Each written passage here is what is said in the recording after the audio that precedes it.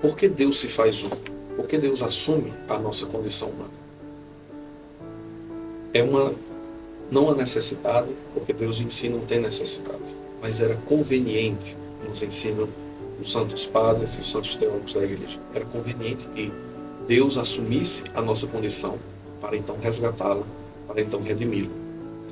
Cristo, na esteira daquilo que afirma São João a respeito dele, é o tabernáculo do Altíssimo, ou seja, é a presença da própria divindade no nosso meio. No capítulo 1 do Evangelho de João, no versículo 14, São João nos traz que o Verbo divino, ou seja, a palavra eterna, aquela palavra criadora que já está presente no Gênesis, criando todas as coisas, ela agora se faz carne e ela faz a sua morada entre nós. Ela arma a sua tenda no meio de toda a humanidade. Cristo é, portanto, o tabernáculo, ou seja, aquele que contém em si a divindade verdadeira. Cristo é verdadeiramente Deus e verdadeiramente homem. Isto é muito importante que nós entendamos, principalmente nos dias de hoje, onde muitas vezes Jesus é visto apenas como um cara legal, como um profeta de uma religião, como alguém que foi iluminado por Deus. A fé cristã e a devoção ao coração de Jesus não ensinam isso. Ensinam que Cristo é o próprio tabernáculo de Deus, ou seja, ele é a própria manifestação e presença de Deus entre nós. No Antigo Testamento, nós encontramos a Arca da Aliança, que era o objeto que continha objetos sagrados dentro de si. As tábuas da lei, o cajado de Arão, um pote com um pouco do maná que foi dado no deserto. E esta era uma presença que remetia a Deus e era considerada de forma muito sagrada pelos hebreus e por todo o judaísmo. Cristo é, na verdade, muito mais do que isso. A Arca da Aliança é apenas uma figura, uma prefiguração daquilo que Deus realmente faria no meio do seu povo. Não é apenas um objeto que remete a Deus, mas Cristo é uma pessoa, que é a própria pessoa divina, a segunda pessoa da Trindade que caminha entre nós. A devoção ao coração de Jesus não pode ser separada quando nós focamos na humanidade de Cristo, não pode esquecer e separar-se da dimensão da divindade de nosso Senhor. É Ele quem nos eleva, é Ele quem nos santifica, é Ele que na nossa humanidade, usando um termo da teologia oriental, nos diviniza, ou seja, nos torna parecidos com Ele, para que nós vejamos como Deus vê, pensamos como Deus pensa, amemos como Deus ama também. Esta imagem do tabernáculo, por sua vez, ela não fica presa ao Antigo Testamento. Ela não se prende à antiga Arca da Aliança que foi perdida. Mas o fato de Jesus ser tabernáculo, na sua humanidade, ela é continuada até hoje, até os nossos dias, em toda a vida da igreja. Em todas as igrejas do mundo, em todas as paróquias, santuários, há sempre a presença do tabernáculo, ou seja, daquilo que nós chamamos também de sacrário. Uma estrutura onde dentro está contida a divindade, está contido as espécies eucarísticas, o corpo, sangue, a alma e a divindade de nosso Senhor Jesus Cristo. Muitas vezes nós podemos ter a dificuldade de, ao olhar aquela estrutura, seja de madeira, seja de metal, e compreender como pode me ajoelhar diante deste objeto e saber que Deus está ali dentro. É possível? Esta dificuldade não é novidade na história da igreja, não é novidade para nós. Esta dificuldade também existia quando Jesus estava na sua missão pregando na Galileia, pregando em Jerusalém.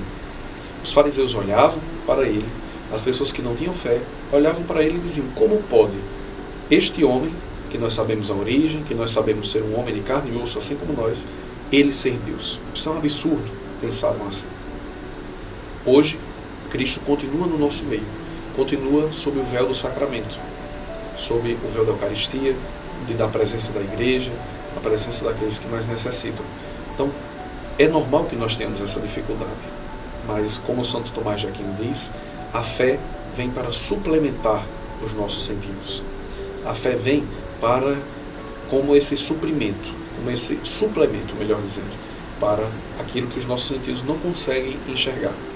Na oração Adoro-te, Devote, composta por Santo Tomás de Aquino, ele diz: na cruz se escondia a tua divindade. Ou seja, olhar para a cruz, a gente via apenas um homem frágil, ferido e morto. E Santo Tomás continua: aqui, ou seja, na Eucaristia, porém se esconde também a tua humanidade.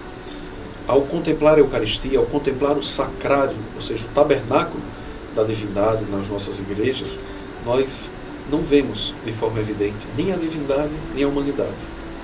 Porém, nós cremos, porque o próprio Cristo nos assegurou da sua presença.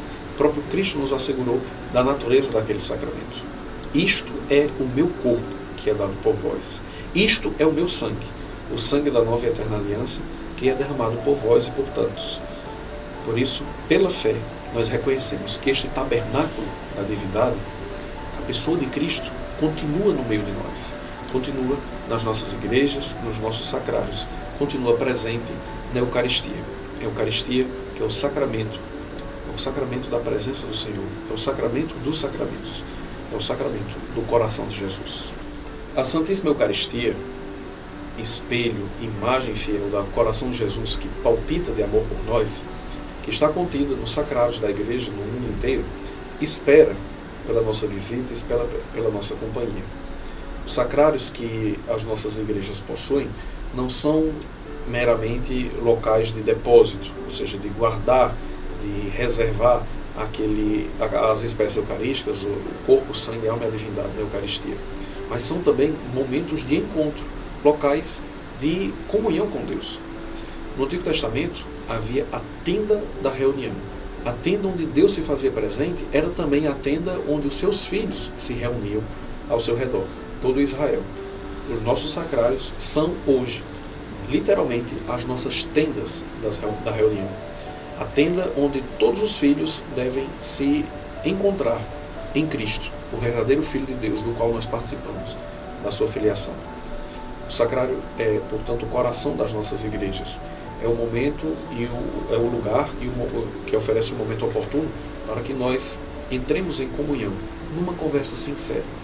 Devemos olhar para o tabernáculo e não entender apenas que aquilo é uma caixinha onde a Eucaristia é guardada, mas é o aposento real, onde o verdadeiro Rei dos nossos corações nos espera para um diálogo de amor, para um diálogo de intimidade, para transformar a nossa vida com as suas graças e para que nós possamos perpetuar as graças que recebemos na Santa Eucaristia e na devoção ao seu Sagrado Coração.